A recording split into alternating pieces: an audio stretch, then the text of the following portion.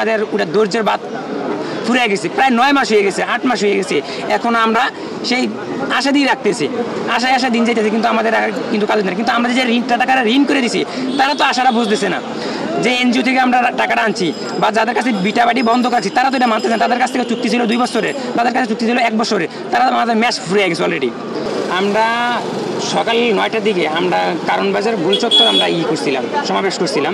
18,000 কর্মী যারা আমরা 31 মে 2024 সালে মালয়েশিয়া যেতে পারিনি, সেই ভুক্তভোগীরা ওই সময় আমরা যখন করছিলাম তখন পুলিশরা আমাদের উপরে লাঠিচার্জ করে এবং কি আমাদের একজন কর্মী ছিল, ওই কর্মীরা তারা বাড়ি দেওয়ার পরে বুকে আঘাত পাইছে এবং কি যে আমরা মাইক ব্যবহার করছিলাম, মাইকের তার আবার মাইকের উপরে বাড়ি ফেলে দিয়ে অনেক কিছু ব্যাঘাত ঘটাইছে। পরে বললো যে এটি করার পরে যে আমরা অনেক থাকতে চেয়েছিলাম যে আমরা যদি নিরাপদভাবে আমরা আন্দোলন করবো, তবে আমরা কোনো রাজনৈতিক কোনো দলের লোক না যে আমরা সরকারি জিনিস বা কোনো প্রতিষ্ঠান ধ্বংস করবো, এরকম কোনো আমাদের ইচ্ছা নাই, ইচ্ছা পোষণ করি নাই। তারপরে বললো যে তুই যদি না করো তো তোমরা প্রবাস কল্যাণ মন্ত্রণালয়ে চলে যাও, তোমাদের কাজ ওই জায়গায়, তোমরা ওই জায়গায় আসো। আসলাম এই জায়গায় এসে আমরা এখন প্রায় মানে 3টার উপরে বাজতেছি। এখন আমাদের 2 ঘন্টা সময় নিছে, যে 2 ঘন্টার পরে আমাদের একটা নিউজ দিবে কি করা যায়। এটা পরে 2 ঘন্টা না নিয়ে প্রায় 40 মিনিটের পরে আবার পুলিশটা এসে বললো যে সরকারি মানে প্রবাস কল্যাণ মন্ত্রণালয়ের লোক থেকে এসে বললো যে তোমাদের যে প্রতিনিধি 2 থেকে 3 জন লোক মানে অফিসে আসো, রুমে আসো, তোমাদের সাথে কথা হবে, তোমার সাথে কথা বলবো কি করা যায়।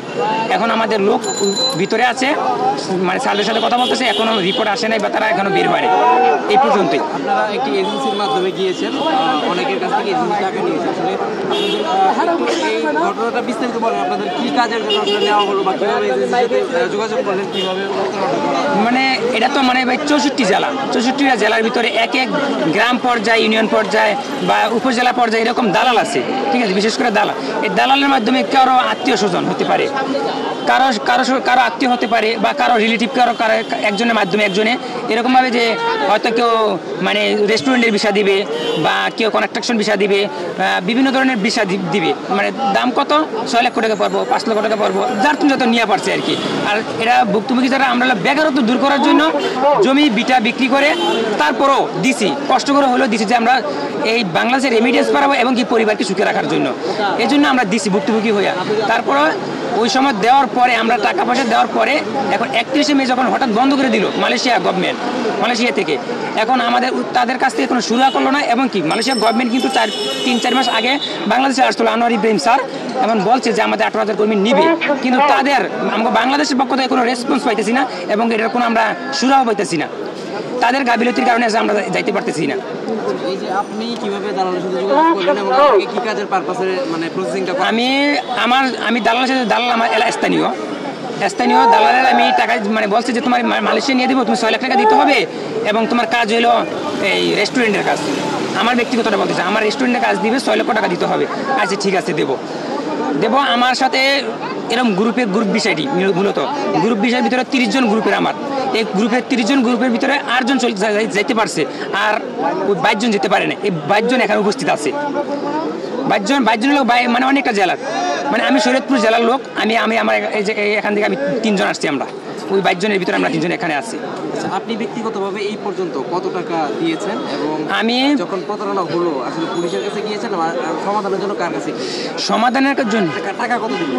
টাকা আমি 6 লক্ষ টাকা দিছি, এবং কি আমার নিয়ে রাখছি টিকিট, ভুয়া টিকিটও দিচ্ছে অলরেডি। ভুয়া টিকিট দিয়ে আমি যখন শাহজালাল আন্তর্জাতিক বিমানবন্দরে গেছি, ওই জায়গায় 2 দিন 3 দিনও বার হয়ে জায়গা কোনো খবর নেই। যখন মানুষ ইমিগ্রেশন, আমার লগের একজন ইমিগ্রেশন পার করতে গেছে, গিয়ে দেখে ভুয়া টিকিট, কিন্তু ওটা ঢুকতে পারে না, এটা ভুয়া টিকিটটা তো সম্ভব না এরকম। পরে আমরা যে পুলিশের কাছে অভিযোগ করবো কি, মানে ওই যে দালালের সাথে কথা বলে দালাল আমার আশ্বাস দিচ্ছে যে 15 দিন পর দেখতেছি, 1 মাস পর দেখতেছি বা 1 সপ্তাহ পর, সর্বোচ্চ 1 সপ্তাহ 15 দিন, এরপর আর কেউ কোনো টাইম দেয় না। সেজন্য আমরা মানে বিশ্বাস রাখাই কোনো অভিযোগ করি নাই।